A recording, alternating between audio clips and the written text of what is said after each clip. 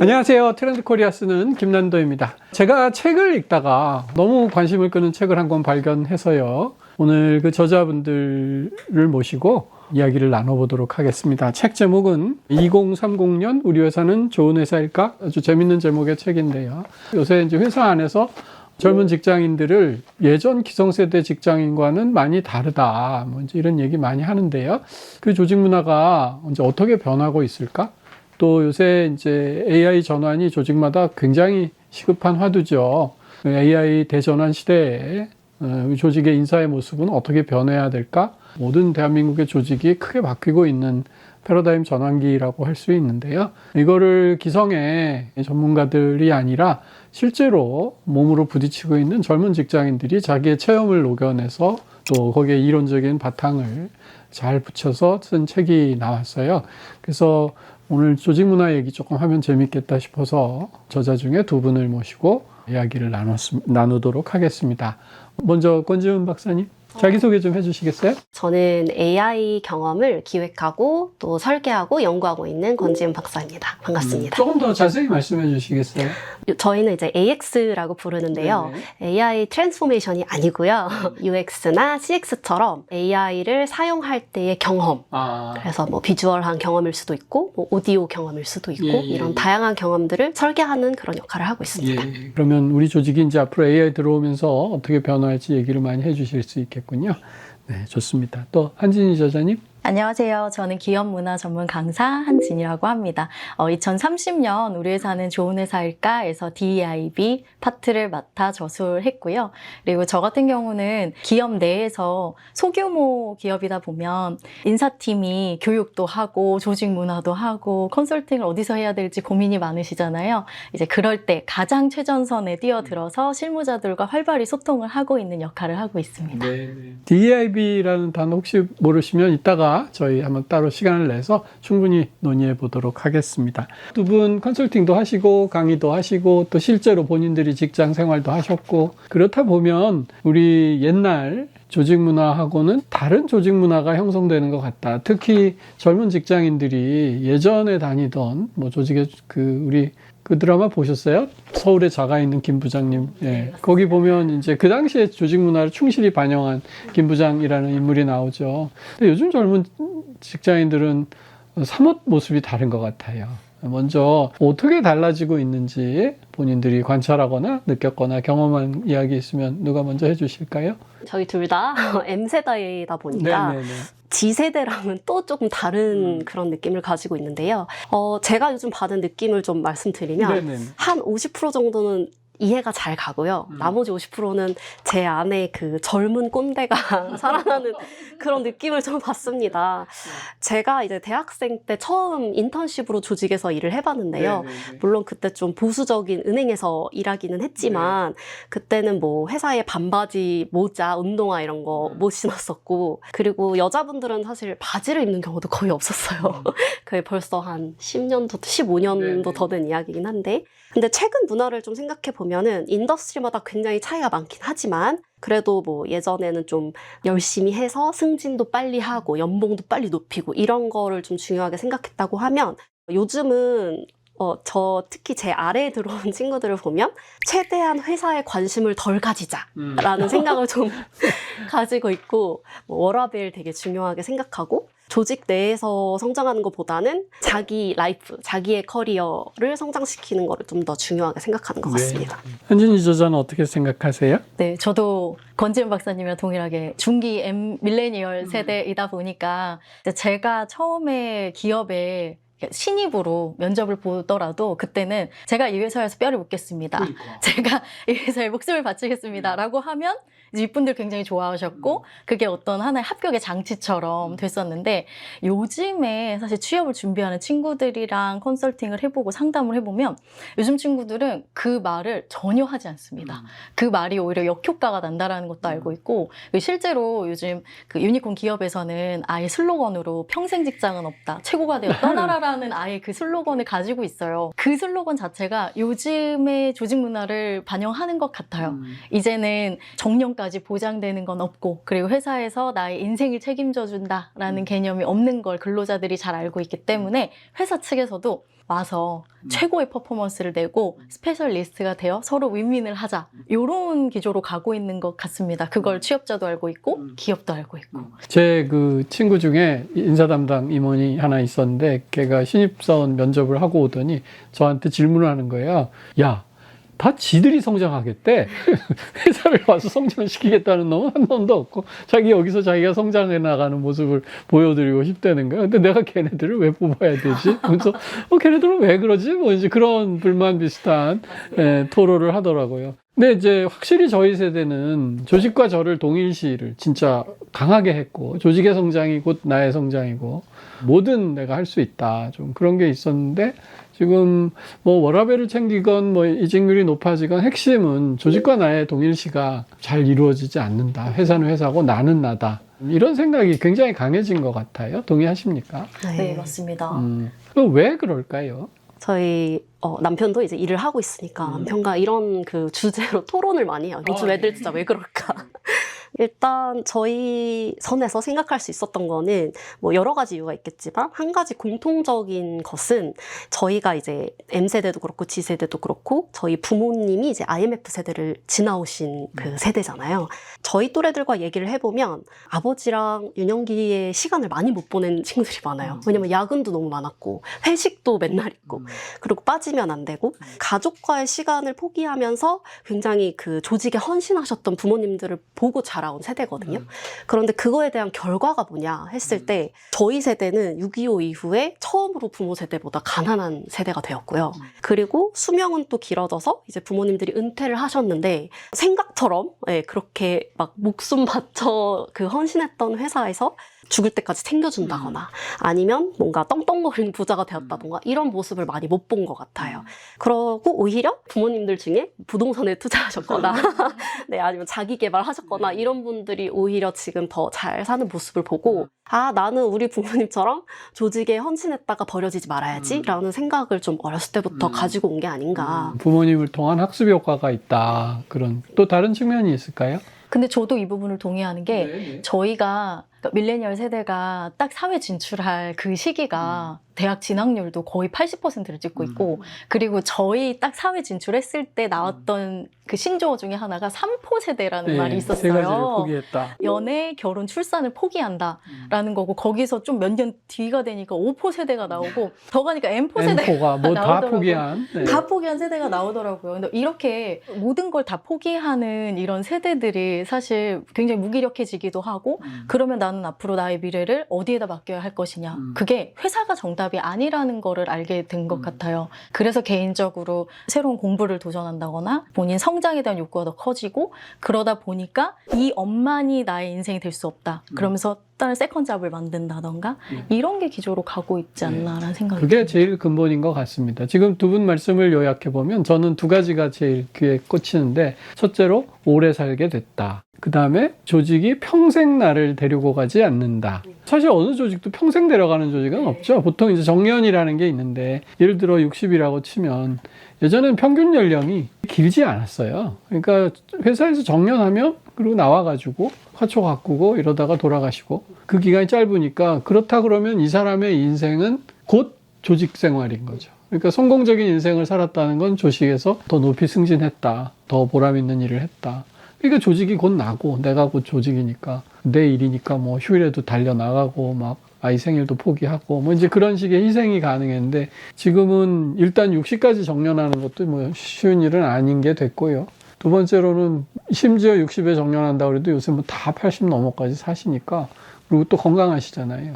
그러니까 그 20년은 그러면 화초만 기를 수는 없는 노릇이고 지금 말씀 주신 대로 자기 성장이나 자격증 뭐 또는 제2의 인생 이런 것들을 생각하게 됐구나. 그래서 이제 우리 조직과 나를 더 이상 동일시하지 않게 되는 게 저는 모든 문제의 기본 출발의 전제가 되는 것 같고요. 그거에서 파생하는 것들이 우리가 이제 자잘하게 회사에서 겪는 세대 차이랄까 그런 것 같아요. 자잘한 세대 차이는 어떤 게 있을까요? 저희와 윗세대, 네. 저희와 아랫세대 예, 말씀하시는 거죠. 근데 이 끼인 세대라고 보통 네, 맞아요. 저는 이 밀레니얼이 제일 힘들 것 같아요. 회사에서는 중간 허리에 해당해서 위 상사들은 맞춰야 돼야 되고 그러니까 양쪽에서 다 아까 젊은 꼰대 말씀도 하셨고 그러니까 중간에서 치이는 경우가 굉장히 많아지는데 그런 점에서 밀레니얼 세대가 오히려 더 고민이 훨씬 크겠다. 맞습니다. 제가 딱 퇴사를 했던 시점도 과장급이었는데 이제 과장이 되니까 위에 계신 팀장님, 뭐 실장님 이런 분들은 아래 직원들을 결속을 시켜서 하나의 우리 원팀이 되자라고 그렇지. 하는데 저희 밑에 있는 후임들은 회식 꼭 가야 돼요. 돈으로 주면 안 돼요. 라고 하면서 하니까 이 중간 낀 세대가 그 소통을 매개하는 역할이 좀 많이 힘들고 버겁더라고요.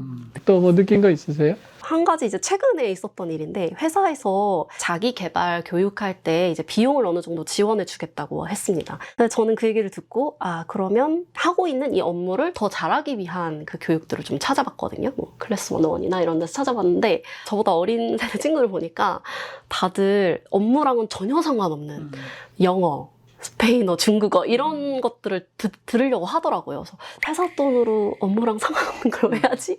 라고 생각했는데 그게 너무 당연하게 나 예전부터 이 언어 배워보고 싶었어 하면서 듣는 그런 문화의 차이를 좀 봤고 또 하나는 미팅을 하고 있었습니다. 회의를 하고 있는데 굉장히 심각한 분위기였거든요. 근데 이제 퇴근 시간이 지난 거예요. 6시가 딱 지났는데 6시 땡 되자마자 한 분이 벌떡 일어서더니 집에 가야 된다고. 자긴 집에 가야겠다. 지금 퇴근 시간이라고 하면서 일어나서 그냥 인사하고 저희의 반응을 보지 않고 나가셨어요. 그냥 와 대단하다 이렇게 생각했는데 또 팀장님은 되게 익숙하신지 그래? 그러면 가실 분들은 가시고요. 남은 사람들 뭐 떡볶이 시켜 먹으면서 합시다 라고 하시더라고요. 아주 미묘한 그 자세한 그쵸. 사실 차이가 작은 나죠. 것 같지만 이해가 안 되는 분은 쟤는 왜 저러지? 이제 이런 얘기가 나오겠죠. 거기서부터 좀 합이 안 맞게 되는 경우가 많은 것 같습니다. 회사가 까라면 깐다. 뭐 이제 이런 생각이 굉장히 강한 50대 중반 이후들은 이해가 좀 어려운 경우가 많이 있는 거죠. 그럼 어떻게 하면 조금 그런 이해를 해줄 수 있을까요? 또 마냥 이해해야 되나? 뭐 그런 질문도 나올 수 있을 것 같고요. 사실 뭐 조직적으로는 이거에 대비해서 좀 다양한 대응책을 마련하고 있는 상황이고요. 사실 저희 책에도 나온 내용이긴 한데 네네. 설명 좀 해주세요. 대표적으로는 이제 저희가 마이크로 EX, 그다음에 fit BP라고 하는 그 fit 베네핏 패키지, 그리고 IC라고 하는 독립적인 계약 이런 것들을 좀 조직적인 차원에서는 대응책으로 내놓고 있는데요. 그러면 마이크로 EX부터 얘기를 해보십시다. 예, 어떤 거죠? 마이크로 EX는 이제 말 그대로 마이크로 되게 미세한, 그다음에 EX는 employee experience라고 해서 직원의 경험. 이런 그렇습니다. 뜻이겠네요. 이게 언뜻 들으면 좀 기분이 나빠요. 왜냐하면 마치 마이크로 매니지먼트 같거든요. 그래서 회사에서 뭔가 되게 나의 일거수일투족을 다 감시하는 그런 느낌이 드는데 그거랑 전혀 상관이 없고요. 마이크로 EX는 이제 UX나 CX처럼 사용자 중심입니다. 그래서 직원 맞춤형으로 한 명 한 명한테 맞춰서 업무 경험을 설계한다는 내용이고요. 아주 세밀하게 그 사람에게 맞춘 직원의 경험을 증진시켜주자. 예를 들면 어떤 게 있습니까? 예를 들면은 MZ세대 같은 경우에는 연봉만으로 회사를 오래 다니지 않고 의미 없는 일을 할 때 굉장히 지쳐합니다. 그래서 한 명 한 명의 행복이나 이 사람한테 맞는, 이 사람이 일을 하면서 되게 즐거워하는 그 업무가 뭔지를 회사에서 파악을 하고 그 업무를 맞춤형으로 이렇게 제공하는 거죠. 회사가 의미 없는 일도 수행되어야 될 필요가 있잖아요. 이제 그러다 보면 그 일은 누가 하지? 손은 누가 키우지? 이제 그런 생각이 드는데 그런 문제는 어떻게 해결을 할 수 있나요? 그런 문제가 분명히 일어납니다. 그래서 사실 그런 문제를 해결하기 위해서 또 나온 게 IC라고 하는 IC. 네, IC 얘기 좀 해주세요. 네, IC는 이제 Independent Contractor의 약자이고요. 요거는 이제 정규 고용이 아니고 특정 업무나 프로젝트, 예를 들면 우리 회사에서 하기 싫은 일이 있으면 그것만 가지고 따로 독립적으로 계약해서 그 일을 수행하는 것을 이야기하는데요. 이게 프리랜서랑은 조금 달라요. 네. 프리랜서 같은 경우에는 좀 짧기도 하고 그 산출물을 대상으로 하거든요. 근데 IC 같은 경우는 장기적으로 합니다.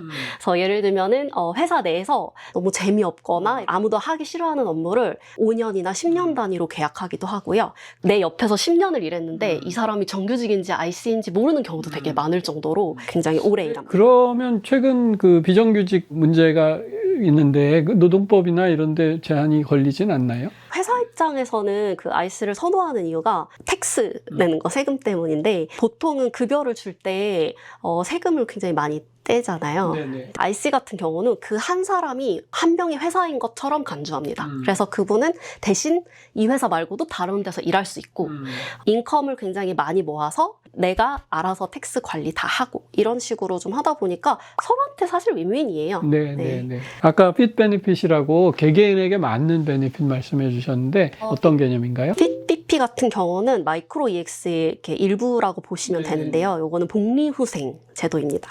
그래서 모든 직원한테 보통은 일괄적인 복지를 제공을 합니다. 예를 들어서 뭐 출산 지원금을 준다던가 아니면 뭔가 자녀 학자금을 대준다던가 이런 것들을 하는데 사실 회사에 20대부터 뭐 60대까지 있다 보니까 난 자녀 안 날 건데 이런 분들은 자녀 학자금이 나와도 그 기회가 없을 수도 있잖아요. 그래서 요즘은 이제 제일 선호하는 방식이 복지 포인트를 그냥 줍니다. 제가 일했던 이제 EY 같은 경우도 추석이나 새해 명절 선물 같은 것도 다 그냥 그 복지몰에 들어가서 내가 원하는 거 선택해서 뭐 캠핑 무슨 용품을 살 수도 있고 냄비, 뭐 과일, 고기 다 가능하고요. 종류도 굉장히 많아서 그냥 맞춤형으로 하다 보니까 저는 더 좋더라고요. 네, 저도 저희 회사에서 복지 포인트를 줬는데 이렇게 생필품을 사는 분들도 있지만 사실 저 같은 경우는 그걸 아주 차곡차곡 모아서 해외 여행을 갈 때 항공권을 구매한다거나 아니면 해외에 있는 호텔을 간다거나 이렇게 또 사용을 했거든요. 이런 게 이제 개인 맞춤화 패키지인 것 같아요. 핵심은 그러니까 선택권을 주는 거네요. 맞습니다. 라이프 스타일이 너무 다 이제는 다양하다 보니까 예전처럼 명절 선물로 식용유를 주겠다, 스팸을 주겠다 이런 식으로 하게 되면 그러니까 줘도 욕먹는 그런 식의 선물이 되어버려서 요즘 추세는 이렇게 복지 포인트로 다들 선택할 수 있는 포인트로 가는 것 같습니다. 또 이 MZ 직장인들, 젊은 직장인들의 어떤 조직에 더 열심히 일할 수 있게 하는 또 다른 제도적 장치는 뭐 어떤 게 있을까요? 개인이 지금 업무를 하는 데 있어서 언어가 사실 상관이 없는데 언어를 배우고 싶다. 내지는 조물조물 만지면서 뭘 하는 걸 난 좋아하는데 이런 취미 생활을 내 돈이 아니라 회사에서 또 지원하면 해보겠다, 경험해보겠다 이런 친구들이 있어요. 제가 있었던 회사에서도 이런 친구들의 사기 증진을 위해서 그분들이 만족할 수 있는 원데이 클래스라던가 아니면은 뭐 어학이라던가 관련이 없는 부서여도 다 들을 수 있게 해준다던가 이런 식의 어떤 복지 장치들을 마련을 한 경험은 있습니다. 그런 그 배려를 많이 하는 회사가 참 젊은 사이에서는 좋은 회사다 이런 생각이 들 수 있겠지만 완전히 극단적인 예를 들어볼게요. 어떤 사장님은 회사가 너희 취미생활 하는 데야? 일하는 데잖아. 회식을 그냥 밥 먹려고 영양 섭취하는 장소는 아니잖아. 우리 조직의 어떤 단합을 하고 뭔가 인간적인 유대를 더 기를 수 있는 그런 기회의 장이잖아. 왜 자꾸 그런 걸 거부하지? 나는 내 방식대로 회사 운영하고 싶어. 그거 정 마음에 안 들면 나가라고. 요새 뭐 취업도 어려운데 들어올 사람 너 말고도 많은 것 같은데 만약에 어떤 사장님이 이렇게 말씀하신다면 뭐라고 조언해주고 싶으세요? 저희 둘이 이제 동의한 부분이 있는데요. 네네네.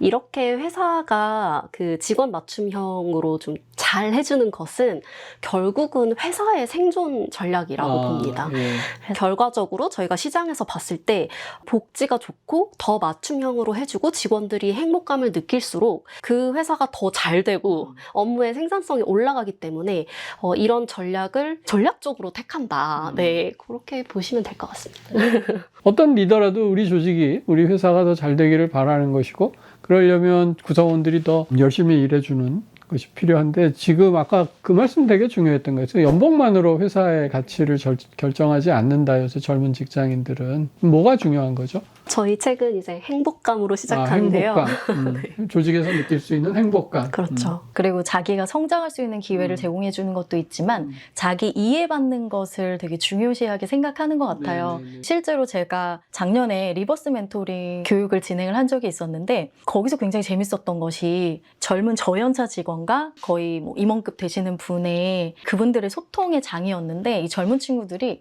저희는 세대 차이가 아닌데요. 저희는 영포티를 싫어하는 게 아닌데요. 이렇게 말을 하는 거예요. 근데 어쩌면은 저도 그런 선입견으로 시작을 한 거죠. 근데 그 친구들의 이야기를 들어보니까 한마디로 말하면 꼰대가 싫다. 이거였고요. 그렇기 때문에 꼰대가 아닌 어른들도 분명히 있다는 거죠. 그래서 요즘에 그냥 미디어에서 보면은 최근에 1,700만을 찍었던 왕가 사는 남자에 보면 장항준 감독이 있잖아요. 네네. 이 장항준 감독을 젊은 친구들이 굉장히 좋아하거든요. 그렇죠. 네. 근데 왜 좋아할까를 저희 생각을 해봤더니 이분은 권위의식이 없습니다. 네. 영화를 찍는 그 촬영장에서도 수평적인 그 문화로 화를 내지 말아라.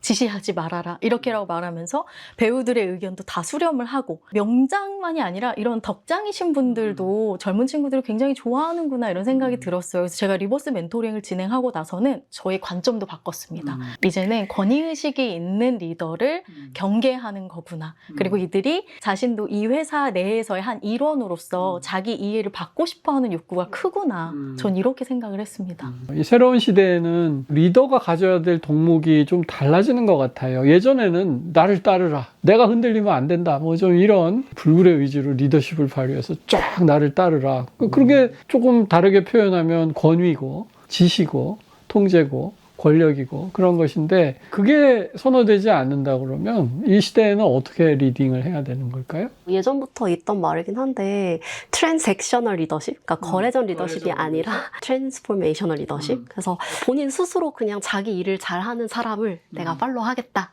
트랜잭셔널 리더십은 이제 거래적 리더십이다 보니 내가 뭔가를 해주면 뭔가를 받는. 사실 그런 문화에서는 아부를 한다던가 보스랑 조금 더 친해지려고 노력한다던가 이런 뭐 립서비스 하는 거 이런 것들이 다 포함되어 있었던 것 같고, 상사가 다 좋아하는 뭐 헬스클럽 있으면 자기도 거기 다니고 막 그런 일 많이 있었죠, 네, 옛날에. 갑자기 골프 막 네, 배워가지고 골프 따라다니고. 배우고. 네. 트랜스포메이셔널 리더십 같은 경우는 저희가 팔로워 리더십 뭐 이렇게도 얘기했던 것 같은데, 상사가 딱히 이 사람한테 바라는 것이 없어요. 그러니까 자기는 그냥 자기의 삶을 잘 살고 자기 업무를 그냥 잘 해내는 모습을 보여주면 이제 아래에 있는 이제 부하 직원들이 그 모습을 보고 아, 나도 저렇게 되고 싶다. 저렇게 되려면 아, 이 사람이 하던 그 업무 방식을 나도 해봐야겠다라고 하면서 팔로우하게 되는 그 리더십을 얘기합니다. 그러니까 리더십의 성격이 조금 바뀌었다. 네. 한 10년 전부터 이 얘기가 나오긴 했는데 요즘 조금 더 심화된 것 같아요. 네. M세대 과장님들, 처장님들 이 세대가 지금 중간에 껴가지고 너무 힘들다 이런 말씀하셨는데, 그 요소하고 지금 말씀하신 리더십의 성격이 변하고 있다. 이게 뭐 지시하고 통제하고 이런 사람이 리더가 아니다. 이 두 가지가 합쳐지니까 제 생각엔 나 리더 안 해, 그럼. 맞아요. 그런 생각들이 나오는 거 같아요. 네. 언보싱이라고 그러죠. 근데 실제로 언보싱 많이 합니까? 그럼요. 아, 그래요? 네, 아까 말씀드렸던 그 IC, 그 인디펜던트 컨트랙터가 사실 제가 그 내용을 어떻게 알게 되었냐면, 제 친구가 그 미국에 있는 애플에서 일을 하는데 정규직으로 일을 시작을 했는데 어느 정도 수준이 되니까 회사에서 물어보더랍니다.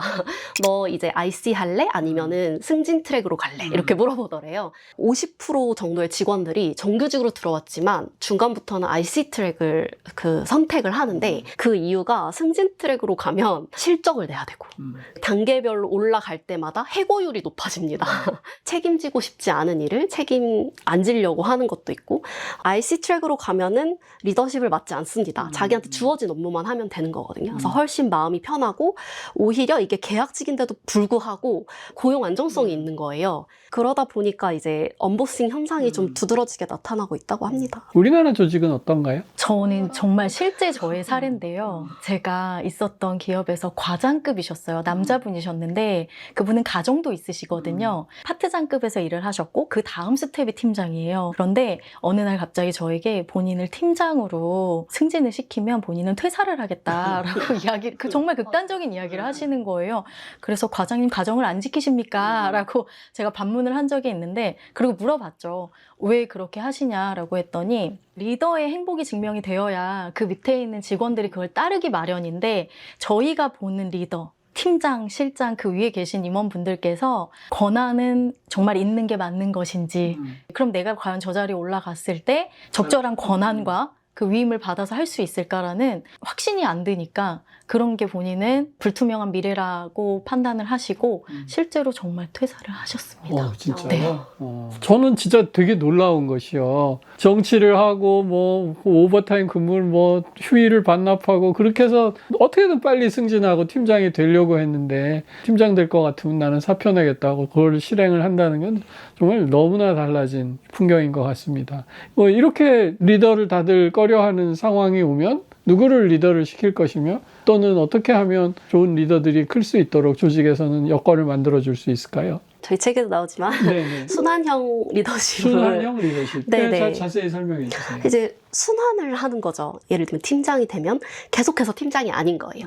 프로젝트마다 팀장을 좀 바꿔주기도 하고 이 프로젝트에서는 뭔가 디자인이 중요해. 그러면 디자인 전공을 한 사람이 팀장이 되었다가 같은 팀이지만 다른 프로젝트를 하는데 여기서는 뭔가 재무가 중요해. 그러면 재무의 백그라운드가 있는 사람이 팀장이 되었다가 조금 더 순환을 시켜주는 거죠. 그 업무의 성격에 따라서 가장 적절한 사람이 팀장이 될 수 있는, 한번 과장이면 영원한 과장이어가지고 모든 프로젝트의 리더가 다 되는데 그렇지는 않다 하는 것이군요. 이런 것 같아요. 그러니까 어느 날 갑자기 눈 떠보니 내가 팀장이 되신 분들도 굉장히 많으시거든요. 그래서 팀장의 역량이라는 게 있고 본인이 하셔야 되는 일이 있는데 그걸 사실 모르시고 그냥 피터의 법칙처럼 계속 본인이 실무를 하셨던 그 경험을 바탕으로 계속 리딩하시는 분들이 계시거든요. 근데 사실 저는 이것을 팀장이 되기 이전부터 역량을 키워나갈 필요가 있다라고 생각이 들어요. 그래서 제가 기업에도 많이 말씀드리는 게 이 커리어 로드맵을 사원인 단계부터 순차적으로 하고 그리고 팀장급 정도가 되시는 저처럼 미들라인이신 분들이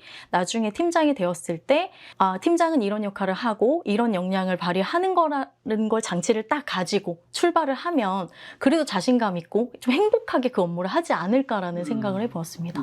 피터의 법칙이라고 있죠. 승진을 다 시키다 보면 제일 자기가 무능한 지점까지 그 조직이 꽉 차게 된다. 뭐 그런 법칙인데 그런 거를 피하고 이렇게 요새 같은 언보싱을 피하려면 경험을 쌓을 수 있는 기회를 계속 주는 것이 필요하겠다. 그런 말씀이시네요. 네, 맞습니다. 사실 진짜 문제는 언보싱은 그나마 리더십이 되면은 뭔가 책임을 져야 한다라는 것을 알고 있는 사람들이 언보싱을 하거든요. 그죠. 근데 문제는 승진은 하고 싶은데 워라밸도 챙겨야 되는 사람이 나타났을 때 조직 입장에서도 진짜 문제가 되는 것 같아요. 제가 사실 되게 많이 만납니다. 일은 하기 싫고 퇴근도 빨리 하고 싶고 즐겁게 살고 싶은데 또 인정은 받고 싶고 그런 경우에서는 오히려 회사에서 귀신같이 미리 파악을 해서 이 사람은 절대 그 리더십 포지션에 넣으면 안 된다라고 이렇게 블랙리스트에 올리기도 하고. 이게 사실 모순된 거잖아요. 예, 노력은 하지 않지만 열매는 갖고 싶다. 그렇다면 새로운 리더십은 어떤 형태를 앞으로 띄어야 할까요? 제일 저희가 사실 화두가 되고 있는 게 인공지능이지 네, 않습니까? 그래서 AX가 나타나면서 인공지능 활용에 대해서 굉장히 명확한 가이드라인을 스스로 가지고 있으면서 또 수평적인 이제는 그 수평적인 문화 안에서 업무를 잘 해낼 수 있는 그런 사람들을 좀 더 리더십으로 선호하는 것 같고요. 실제로 그렇게 가야 하는 게 맞는 것 같습니다. 이런 문제도 있는 것 같아요. 인공지능이 굉장히 중요한 얘기라서 조금 이따가 다시 얘기해 보도록 하겠고요. 중간 리더십 관련해서는 옛날에는 팀장들이 보고하잖아요. 이제 최근에는 슬랙이라든지 이렇게 업무 협업 툴들을 회사마다 다 쓴단 말이죠. 그래서 어떻게 보면 정보의 유통들이 되게 평등해졌어요. 어떤 권한과 통제 이런 것들이 굉장히 수평화되는, 그렇다 그러면 과연 중간 팀장이 할 일이 있는가? 또 AI 도입 이후에 임원님들이 보면 본인이 직접 실무하는 경우 되게 많거든요. AI 활용해서. 그러다 보면 우리 전통적으로 가지고 있는 이런 결제 체계라든가 명령과 권한과 위임이랄까 이제 이런 피라미드가 손들이쯤 무너지는 게 아닌가? 그렇다면 이런 업무 협업 툴의 전성시대 또 AI 전성시대에 중간 팀장들이 가져야 할 덕목, 새로운 자격 이런 게 있을까요? 저는 이런 미들라인에서 필요한 게 융합의 능력이라고 생각이 들어요. 그래서 뭐 주니어 직급들 같은 경우 실무를 열심히 하면 되는 거지만 이제 중간이 굉장히 애매해졌잖아요. 네네네. 근데 사실 여기에서 어떤 걸 연결해서 갈 것이냐라는 융합, 그게 조직으로 가게 되면 옆에 부서에서는 어떤 일이 일어나고 있는지 다 십자 방향으로 살피는 그 융합의 능력이 미들라인에서는 가장 중요한 역량이 아닐까 생각합니다. 융합하니까요. 우리 또 과거에는 상상하지 못했던 새로운 과제가 생기는 것 같은데, 예를 들면 외국인 근로자들이 굉장히 늘어난다든지 어떤 성적 평등이랄까, 지향성 이런 거에 대한 이야기, 그런 다양성을 조직 안에서 어떻게 포용해 낼 것인가. 한진희 저자는 해주실 말씀이 많을 것 같은데. 네, 제가 저술한 챕터가 이제 DEIB고 DEIB가 뭐예요? 이게 다양성, 형평성, 포용성 그리고 B가 belonging으로 그 소속감까지 포함이 된 겁니다. 그래서 요즘에는 소속감이 G세대들에게는 또 중요한 하나의 이슈 키워드이기 때문에 거기 하나 추가가 되었어요. 근데 말씀하신 대로 한국도 단일 민족이라고 보기 정말 어려울 정도로 다문화 가정도 정말 많고요. 그리고 제가 실제로 전국 8도를 강의를 다니는데 가다 보니까 맛집을 찾게 되거든요. 근데 맛집을 가면 이제는 서빙하는 서버분들이 다 우리나라 분들이 아니라 다 외국에서 오신 분들이 서버를 하고 계시더라고요. 근데 그것만 보더라도 저는 이제 걱정이 되는 겁니다. 이 친구들이랑 일하시는 우리 사장님께서는 혹시나 그런 리더십이 장착이 되어 계신지 세팅이 되어 있는 상태에서 우리 조직을 이끄는 건지 호텔도 이제는 외국인 고용을 점차 늘려가고 있는 추세거든요. 그렇게 되면 리더분들이 또 하나의 숙제가 생긴 거죠. 다양한 문화의 사람들을 포용하기 위해서 무엇이 필요하냐. 그래서 제가 썼던 챕터 안에 포용적 리더십이 있습니다. 굉장히 큰 기업의 스텝 조직으로 외국인들을 채용하는 경우 되게 많고요. 투자증권회사에 갔더니 인도 직원, 베트남 직원 이렇게 직원들도 되게 많고, 그래서 옛날에는 좀 블루칼라 노동에 외국인들이 많았다면 차츰차츰 화이트칼라 노동이 많아진 거. 현대자동차 같은 건 뭐 대표님이 외국분이시고, 어떻게 하면 이 다양성 문제를 좀 잘 해결할 수 있을까요? 제가 교육을 다니면서 리더분들께 가장 많이 말씀드리는 게 이제 자기 인식에 대한 부분을 많이 말씀을 드려요. 왜냐면은 자기만의 선입견이나 그리고 우리도 유사한 분들과 일하는 걸 더 선호하기 때문에 그런 것들에 대해 내가 선입견을 가지고 있다라는 어떤 셀프 인식부터 먼저 가지시고, 그 다음 우리 세대, 그러니까 G세대를 본다거나 그리고 외국인 근로자분들을 본다거나 이럴 때 한번 그러니까 맑은 마음으로, 굉장히 투명한 마음으로 보자라는 거, 그게 가장 첫 번째 스텝이기는 하거든요. 그게 기반이 되지 않으면 그 다음은 사실 선입견이 제일 먼저 발현되기 때문에 자기가 딱 정답을 내립니다. 이 친구는 어느 나라에서 와서 이런 행동을 하는 친구야. 젊어서 젠지 세대여서 이런 행동을 하는 아주 그냥 자유분방한 친구야 라고 확신을 하기 때문에 그 뒤로부터는 소통의 단계로 넘어가기가 힘들거든요. 일단 자기 인식을 제일 먼저 하라고 말씀을 드리고는 있습니다. 선입견을 갖지 않는 거는 사실은 뭐 꼭 회사뿐만이 아니라 우리 인간관계나 사회생활에서 아주 중요한 것 같아요. 흔히 이제 스테레오타이핑이라고 그러죠. 저 사람은 여자라서 이럴 거야. 어느 지역 사람이라 이럴 거야. 속단을 해버리면 그 다음부터는 진짜 교집합을 찾을 수 없으니까요.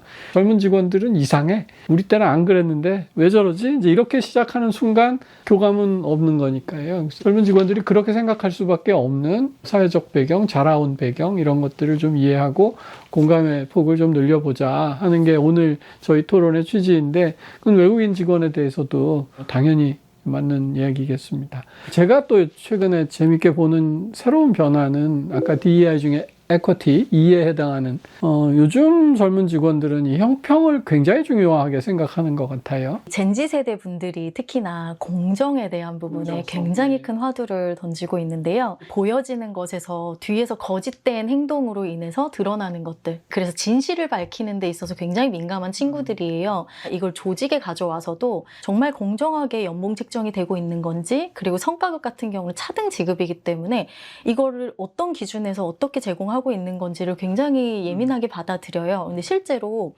지금으로부터 5년 전인 것 같습니다. 이제 S모사에서 4년차 대리급의 직원이 2만 명을 CC를 걸어서 메일을 보냈는데 그 내용의 핵심은 이거였습니다. 전년 대비 올해 우리 회사의 영업 실적이 2배가 성장을 했는데 왜 올해의 성과급이 작년과 동일합니까? 어떤 기준에서 책정됐는지 말씀해 주세요.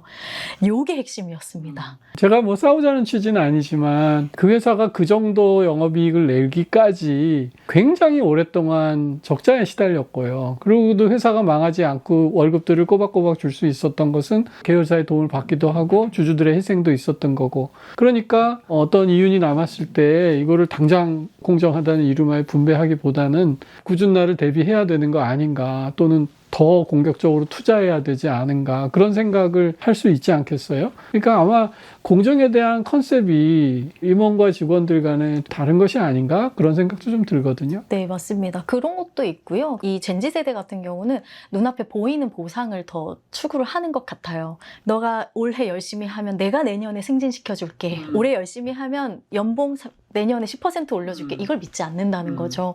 내년에 내가 그만둘 수도 있고. 네, 내가 여기를 언제까지 다닐지 모르는데 지금 당장 해주세요. 네, 이제 맞습니다. 그거가 중요한 거군요. 네, 그래서 성과급을 받아도 분기별로 쪼개서 받는다던가, 이제 주식도 그렇게 받는다던가, 그러니까 눈앞에 보이는 그 성과급을 달라라고 외치는 게 이 젊은 세대들의 또 특징이 아닌가 싶습니다. 지연된 보상이 작동하지 않는다 이렇게 좀 표현을 하는데 뭐냐면 나중에 한 3, 4년 후에 승진 대상자 됐을 때 제일 먼저 고려할 거야. 말도 안 하죠. 그냥 넌지시 암시하면 그걸 참고 기다리고 보상을 약간 늦게 해주겠다.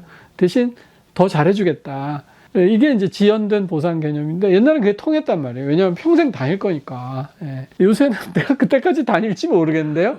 또 업무수행 저 팀장 임원 별로 하고 싶지 않은데요. 이제 이렇게 되니까 지금 당장 내놓으세요. 이제 이렇게 핵심이 바뀌는 것 같고. 그래서 아까 이제 초반에 저희가 이제 정체성을 회사와 자기를 같이 가져가지 않는다. 이게 이제 가장 큰 문제였다면 두 번째 문제는 회사를 평생 다니지 않는다. 것이 사실은 되게 중요한 변수인 것 같습니다. 그래서 진짜로 이직이 많죠. 실태 좀 얘기해 주세요.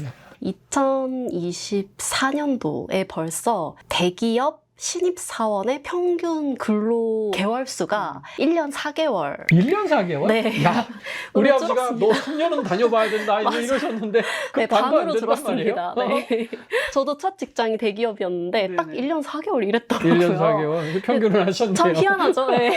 그만큼 좀 이직도 많아지고 그리고 그 근속 연수도 좀 많이 짧아졌다. 네. 또 엊그저께 신문 보니까 요새 그 공기업 굉장히 선망하는 직업이었잖아요. 거기 젊은 직원들이 굉장히 이직률이 높아졌다. 큰 회사만 그런 것도 아니고 공기업이라든지 선생님, 공무원 이렇게 되게 안정적이고 선망짓고 평생 직장이라고 불렀던 직장에서도 이직률이 높다. 이건 어떻게 해석할 수 있습니까? 번아웃이라고 하죠. 예. 이제 일을 하다가 지쳐버리는 번아웃이 거죠? 예. 오는 경우 이직을 하는 경우가 많았는데 요즘은 번아웃도 있지만 보어아웃. 아, 네, 지루해서. 지루해서 퇴사하는 친구들이 많아지다 보니까 번아웃 돼서 나가는 인력은 그대로 다 나가고 또 보어아웃 되는 사람들이 새로 생긴 거예요. 이분들 같은 경우는 뭔가 업무가 더 이상 나한테 챌린징하지 않고 재미가 없어지고 반복되는 업무를 계속 하는 것 같다라는 느낌이 들면 도파민을 도파민이 따라서 안 나온다는 거죠? 네네 또 이렇게 옮기기도 하고 회사를 도파민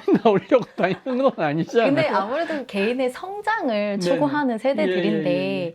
이렇게 공기업, 뭐 공공기관을 국한해서 얘기하는 건 아니지만 일단 이 친구들이 퇴사하는 이유를 보면 직무가 맞지 않아서가 있거든요. 근데 사실 저는 그게 가장 이해가 안 됐었어요. 왜냐하면 저희가 JD를 다 보고 그리고 그 친구들이 그걸 알고서 입사를 한단 말이죠. 그렇죠. 무슨 일 할지 직무 분석이라는 잡 디스크립션을 네. 보고 이제 간 건데. 그런데 직무가 안 맞아서 퇴사를 한다? 네. 자, 저는 이게 직무가 아니라 조직 문화가 안 맞아서 퇴사를 조직 한다의 문화가 안 개념으로 맞아서. 봤습니다. 네. 특히 공기업이나 공공조직에는 네. 좀 부족하니까 네, 상명 하복식의 문화가 만연해 있다 보니까 아무래도 본인의 뭐 역량이라던가 스킬을 펼칠 수가 없는 그런 문화에 회유감을 좀 느낀 게 아닐까 생각이 듭니다. 그래서 나오는 말이 코로나 때 사실 조용한 퇴사란 말이 굉장히 유행을 했었죠. 조용한 퇴사가 뭐죠? 회사를 다니고는 있지만 아무도 모르게 다니는 것을 이야기합니다. 예. 그리고 일은 최소한으로만 거의 안 하고 네, 뭐 이런 굉장히 거죠. 소울레스해지는 거죠. 네, 영혼 없이 다니는 회사. 네. 이것은 그 업무에 이제 열정적으로 자신을 쏟아내거나 뭐 야근을 한다던가 예전에 우리 부모님 세대의 그 허슬 컬처 받은 일보다 더 넘어서서 하는 그 허슬 컬처에 약간 대비되는 그 말입니다. 그 생긴 이유에 대해서 되게 여러 학자들이 이제 얘기를 했는데 그 중에 하나는 그 인플레이션이 굉장히 심해지면서 내가 원래 받던 임금이 예전에는 이만큼의 가치가 있었는데 이제 더 적어진 거예요. 실질 임금은 줄어든 거죠. 그렇죠. 네. 그래서 나 그만큼만 일하겠다. 나 그만큼만 일하겠다. 딱 그런 마인드라고 합니다. 저 재밌었던 게 조용한 퇴사를 하려면 중요한 게 3가지가 있대요. 첫 번째가 잡담 안 하기, 두 번째가 도움 주지 않기, 세 번째가 칭찬받으려 하지 않기가 기반이 되어야 완벽한 조용한 퇴사라고 완전 합니다. 아싸가 되겠다 이런 건데. 네. 그 미국 커뮤니티 레딧을 좀 돌아다니면서 막 How to quit quietly 이런 그 글들이 있어요. 그래서 그런 걸 좀 찾아봤는데 조용한 퇴사를 잘 하려면 핵심 내용이 뭐냐 했더니 절대로 그 프로테스터처럼 보이면 안 된다. 그러니까 회사랑 싸우려고 하면 안 되고 회사가 내가 있는지 없는지 모를 정도로 조용히 일을 해야 된다. 이렇게 얘기를 하더라고요. 제가 또 사장님의 빙의를 하자면 그냥 일을 열심히 안 하겠다. 더블잡을 뛰겠다든지 좀 그런 태도로 보이는 것 같긴 했습니다. 최근에 보니까 시끄러운 퇴사도 있더라고요. 그건 뭡니까? 시끄러운 퇴사는 실제로 회사를 퇴사하는 것이고요. 네네. SNS나 유튜브 같은 곳에 나 퇴사한다 라고 하면서 퇴사하는 과정을 굉장히 퇴사 시끄럽게 브이로그 이런 거 찍고. 보여주는 것을 얘기하고요. 이거를 하는 이유는 사실 회사에 대한 부조리를 좀 밝히거나 회사에 대해서 뭔가 분노가 있는 경우가 많이 있습니다. 제가 갤럽에 나온 내용을 좀 봤는데 갤럽에 따르면은 그 조용한 퇴사는 실제 임직원의 50%나 된다고 하고요. 시끄러운 퇴사는 퇴사자 전체의 한 18% 정도? 그것도 꽤 많죠. 사실 그 quiet quitting도 그렇지만 이 시끄러운 퇴사, loud quitting이라고 하더라고요. 그래서 요거를 찾아보니까 굉장히 분노에 가득 찬 글들이 많이 있습니다. 회사가 내가 이렇게까지 했는데 뭔가 안 좋게 했다 나한테 이런 내용들의 글들이 많았고 미국은 이제 우리나라랑 다르게 갑자기 해고당할 그쵸. 수가 해고가 있잖아요. 자유로운 나라니까. 그래서 그 해고당하는 과정까지 다 올리는 것 이런 것들이 이제 시끄러운 퇴사에 해당이 됩니다. 아, 그렇군요. 우리는 뭐 미국처럼 해고가 자유로운 문화는 아니니까 그렇긴 합니다만은 블라인드에 뭘 올린다든지 먼저 하는 게 시끄러운 퇴사에 조금 해당하겠죠. 근데 제가 알던 컨택하던 회사에서 그런 이메일 가끔 받아요. 그동안 감사했습니다. 제가 이 회사 퇴사합니다. 그러고 한 2, 3년 지났는데 제가 여기 다시 입사했습니다. 이러고 연락이 오는 경우가 있어요. 요새 이런 경우가 많아요? 많죠. 많아요? 네. 진짜로? 그래서 되게 놀란 게 우리 때 옛날에 회사를 나가는 놈은 배신자거든. 근데 그걸 받아준 회사도 그렇고 이 사람도 기껏 나갔다가 다시 그 회사로 돌아가는 것이 참 재밌다고 생각을 했어요. 고백을 하자면 네네. 제가 바로 아? 부메랑 직원입니다. 아, 진짜요? 아, 그런 걸 부메랑 직원이라고 그래요? 네, 맞습니다. 오케이. 이렇게 던졌다가 다시 다시 돌아오기 돌아오는. 때문에 오케이. 부메랑 직원이고요. 이 부메랑 직원의 좋은 점은 예전에 다니던 사람이다 보니까 조직 입장에서는 온보딩 과정이 생략이 됩니다. 그래서 다시 교육시킬 필요도 네. 없고 보통은 이직하면서 뭐 연봉을 높여오거나 아니면 새로운 경험이나 네트워크를 쌓고 돌아오기 때문에 업그레이드 되면서 우리 조직을 이미 잘 알고 있는 사람이 들어오는 것이라서 이제 조직 입장에서는 사실 부메랑 직원을 오히려 선호하는 곳도 있습니다. 미묘한 부분은 있는 것 같아요. 아까 형평 중요하다고 하셨는데 계속 있었던 직원들이 다 보고 있는 거잖아요. 나는 이 회사 한 번도 안 떠나고 계속 이렇게 충성을 했고 쟤는 나갔다가 다시 돌아왔는데 거기를 더 우대하기도 그렇고 그렇다고 그 경력을 인정 안 해줄 수도 있고 아무튼 그런 미묘한 조직 문화도 조금 고려해야 될 것 같습니다. 그런 부분이 있을까요? 네, 그래서 제가 다녔던 이제 S사 대기업 S사 같은 경우는 암묵적으로 이제 부메랑 직원을 아예 안 받겠다. 아예 안 받겠다. 예, 하는 곳으로 유명한 곳도 있는데요. 제가 경력직으로 이제 그때 입사를 했었는데 저희 연수원 동기 한 320명 중에 딱 한 분이 되돌아오신 분이었고요. 굉장히 특별한 케이스였습니다. 13년 후에 돌아오신 분이고요. 그리고 임원직으로. 그러니까 굉장히 업그레이드를 많이 해서 돌아오는 경우만 우리가 받아주겠다 하는 곳들도 있습니다. 근데 저의 사례 같은 경우는 이런 부메랑 직원의 가치를 실제로 기업이 알고 미리 준비한 사례도 있습니다. 제가 실제로 다녔던 이 헬스케어 B사의 경우에는 창립기념일이 되면 퇴사자들에게 선물을 돌립니다. 작년에 퇴사한 사람들한테 보낸단 말이죠. 우리의 일원이 아닌데도 선물을 보냅니다. 그러면서 안부 인사를 남기죠. 네. 그렇게 해서 부메랑 직원으로 오신 분들이 그해 7분이 계셨거든요. 근데 아무래도 기준은 있습니다. 그 전에 성과를 얼마나 냈는지에 대한 기준도 있고 기업마다 그런 기준들이 있어요. 1년 내에 퇴사한 직원 다시 돌아올 수 없다. 1년 내면 본인의 변심으로 정말 나가서 퇴사를 했던 경우이기 때문에 그런 건 이제 괘씸죄가 될 수 있잖아요. 이게 적절한 비유인지는 모르겠는데요. 이 연인들이 헤어졌다가 나중에 다시 만나는 경우 되게 많잖아요. 또 헤어진다. 옛날에 헤어졌던 바로 그 이유를 그 때문에 뭐지 그런 속설 같은 게 있는데 이게 부메랑 직원에도 비슷한 논리가 적용될 수 있지 않을까요? 아닌가? 그래서 사실 재입사를 받지 않는 경우도 있는데요. 네네. HR의 데이터가 점점 방대해지는데 네. 기존에 그만뒀던 이유가 이게 해결될 수 있는 문제인가에 따라서 받느냐 네. 안 받느냐가 결정이 될 수 있는데, 예를 들어서 기존에 그만둔 이유가 특정 인물과의 어떤 갈등 때문이었는데 그 인물이 퇴사했어. 이런 경우에는 이제 들어와도 된다 해서 받아주는 경우들이 있습니다. 그러니까 어떻게 보면 재입사가 가능하려면 그 퇴직하는 과정이 퇴직자 본인이나 보내주는 회사나 부드러워져야겠다. 그러니까 아까 처음에 이제 온보딩도 중요하지만 요새 오프보딩도 되게 중요해졌다 이런 말씀인데, 오프보딩이 뭔지 좀 설명해 주실래요? 오프보딩 같은 경우는 이제 잘 보내드리는 역할을 하는 건데, 실제로 저의 사례가 그렇습니다. 제가 퇴사를 한다라고 했을 때 너무 떨리는 거예요. 이제 나 회의에도 참석 못하고 이제 나 자리도 뺏기는 거 아니야 라는 어떤 긴장감이 들었는데, 굉장히 인간적으로 퇴사하는 그 마지막 날 저를 응원해주는 롤링페이퍼를 작성해서 주고 저의 그 다음 스텝을 진심으로 응원해주는 그런 문화가 있더라고요. 제가 그 한아름 꽃다발을 들고 나오면서 울었어요. 내가 만약에 다음에 기회가 돼서 내가 지나온 기업들 중에 다시 가고 싶은 회사를 고른다라고 하면 난 이 회사 가고 싶다라는 생각이 들었습니다. 이게 오프보딩의 어떤 성공 사례가 아닐까 생각이 듭니다. 제 친구 회사도 이직률이 되게 높은 업계인데 퇴직자 파티를 한다. 그렇게 얘기하더라고요. 그래서 아무개 이번에 퇴직해서 어느 경쟁사로 간다. 그래서 박수 쳐주고 막 그런다 그러더라고요. 그래서 전 좀 납득이 안 갔는데 또 그 말씀 들어보니까 그런 뒷배경이 있었군요. 계속 이렇게 뱀이 꼬리를 자기가 물듯이 계속 빙빙 돌고 도는 그런 채용 문화도 앞으로 예상해 볼 수 있겠네요. 저희 책에 나오는 바로 우로보로스. 자기 꼬리를 먹는 용입니다.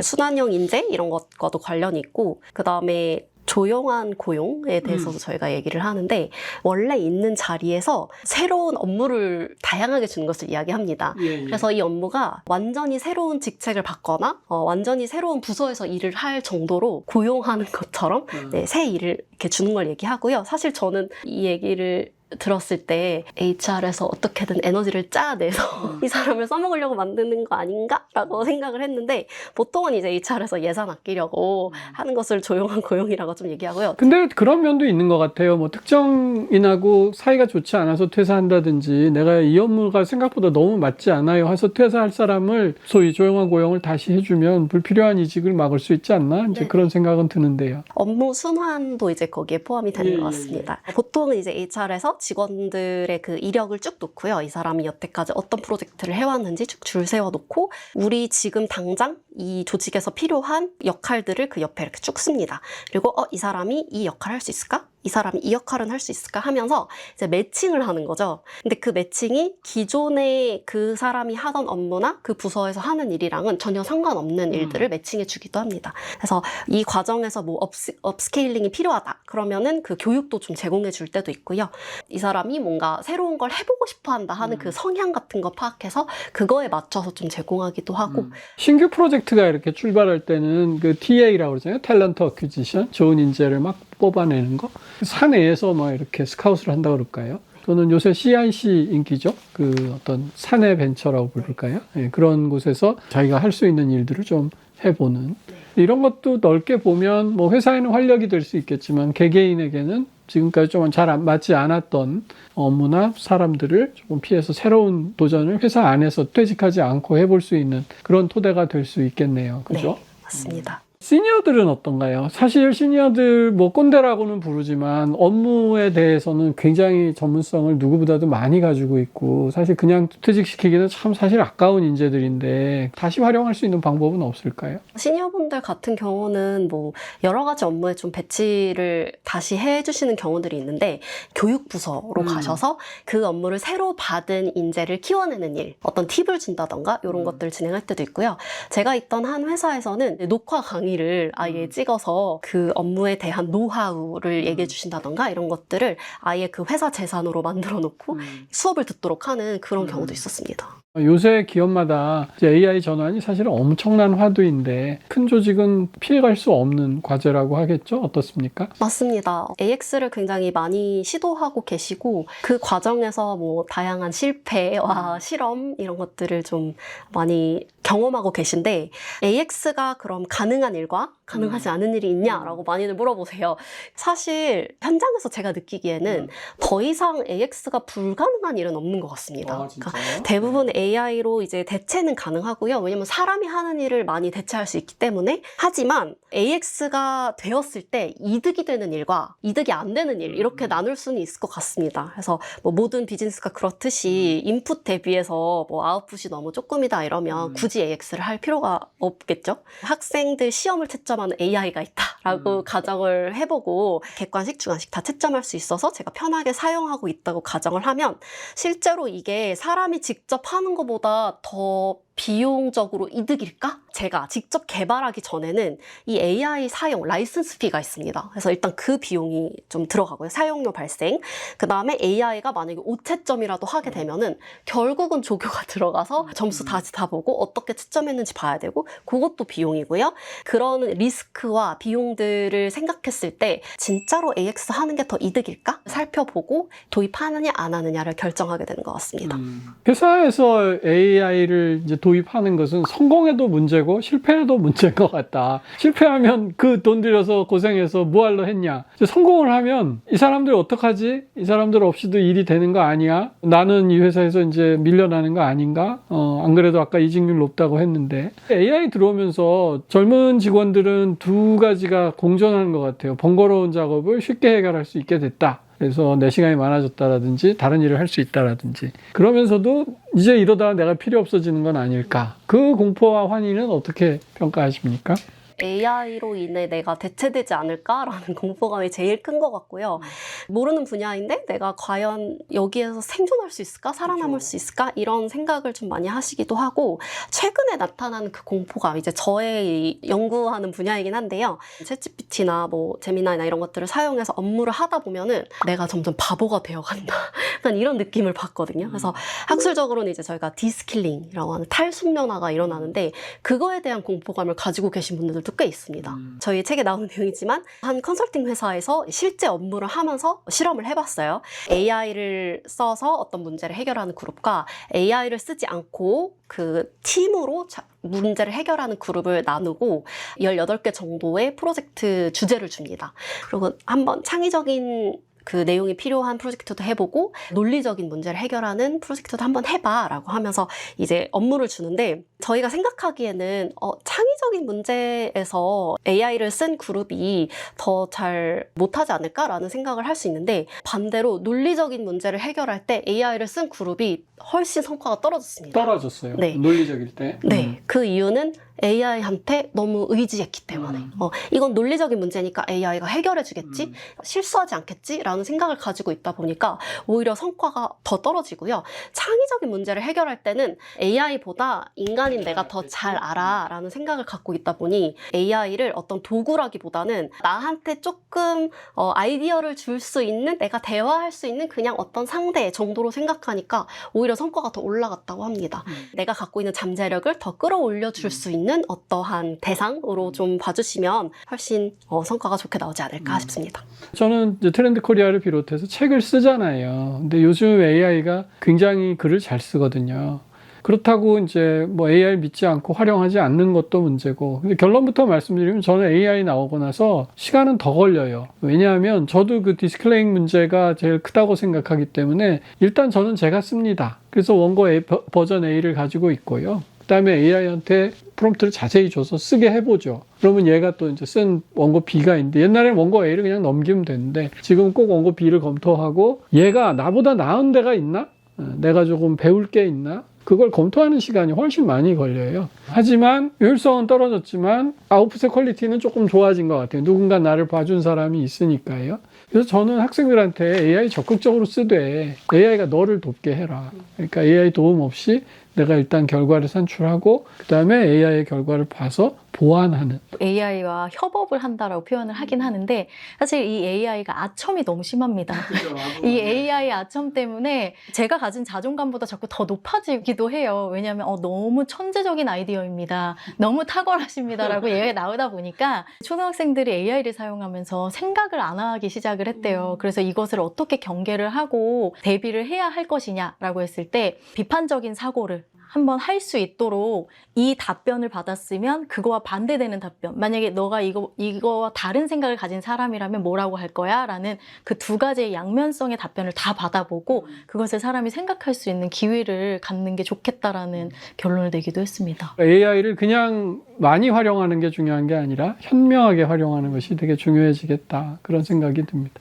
자, 그러면 이런 AI 도입의 대시대에 어떤 조직 문화가 필요할까요? 지난달에 기사가 난 거였는데요. S사의 CEO 분이 AI 시대에 인재의 정의가 달라져야 한다라고 하면서 4가지의 근육을 키워야 된다라고 이야기를 하고 있더라고요.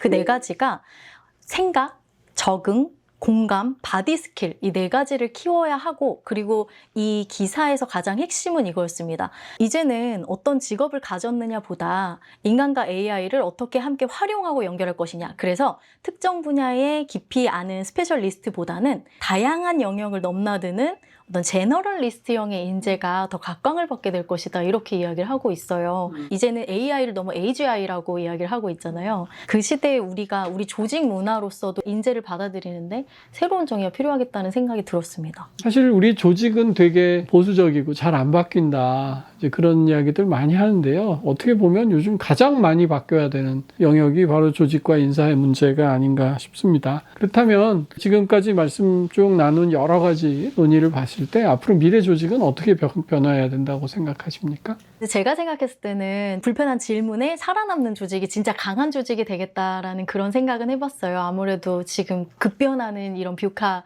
시대에서 살면서 우리가 변화해야 되는 것도 많고 받아들여야 되는 것도 많고 여기서 버려야 되는 것들이 굉장히 많이 있잖아요. 그런 데 있어서 계속 불편한 질문들이 들어오기 시작할 거예요. 지금도 저희가 뭐 젠지 세대를 받아들이는 걸 어떻게 할 것이냐, 외국인 근로자를 받아들이는 걸 어떻게 할 것이냐, AI는 어떻게 받아들여야 할 것이냐, 이 모든 불편한 질문들에 대해서 한 사람의 그냥 결정이 아니라 모든 직원분들이 머리를 합쳐서 이 AI가 따라오지 못하는 우리 기업만의 색깔로 만들어내는 게 가장 큰 핵심이 아닐까 이런 생각이 듭니다. 그게 이제 해보지 않은 것들은 불편하기 나름이거든요. 우리 익숙한 게 제일 편하잖아요. 근데 저는 이제 나이 자꾸 들면서 제 가장 큰 요새 좌우명이 불편한 것을 무릅쓰자. 편안한 것에 머무르지 말자 하는 것이 가장 중요한데 그건 조직에서도 아주 중요한 결론이 될 것 같습니다. 어제 맥킨지에서 나온 리포트를 하나 읽고 왔는데요. 거기 어떤 내용이 있었냐면 AI 트러스트. 앞으로는 AI를 잘 도입하는 것도 중요하지만 신뢰할 수 있는 굉장히 윤리적으로 AI를 잘 쓰고 개인정보 보호라던가 이런 것들이 잘 마련된 상황에서 AI를 쓰는 Responsible AI가 잘 돼 있는 조직이 결국 성숙한 조직이 될 것이다 라는 그 리포트를 읽었습니다. 그 말에 너무 전적으로 동의하고요.